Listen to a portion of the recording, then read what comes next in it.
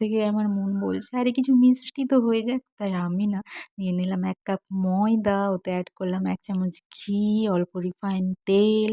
ভালোভাবে ঘি আর তেলটা ময়দার সাথে মিশিয়ে নিলাম ঠিক যেভাবে দেখছেন। তারপর অল্প পরিমাণ জল দিয়ে ভালোভাবে একটা ডো বানিয়ে নিলাম। এবার ডো থেকে একটা লিচি কেটে নিলাম। এরপর না প্রতিটা লিচিকে বেলে নিলাম একটা রুটির শেপ দিয়ে। এরপর রুটির ওপরে অল্প ঘি মাখিয়ে ওর ওপরে ময়দা দিয়ে অল্প ছিটিয়ে প্রত্যেকটা রুটির ওপরে প্রত্যেকটা রুটি রেখে দিলাম। এরপর লাস্ট মুহূর্তে না অল্প একটু ঘি দিয়ে ভালোভাবে রোল করে নিলাম। এরপর ছুরি দিয়ে কেটে একটা শেপ দিয়ে অল্প বেলেও নিলাম। এরপর রেডি। তারপর কড়াইতে দিলাম তেল। এরপরে না সব কটা দিয়ে দিলাম।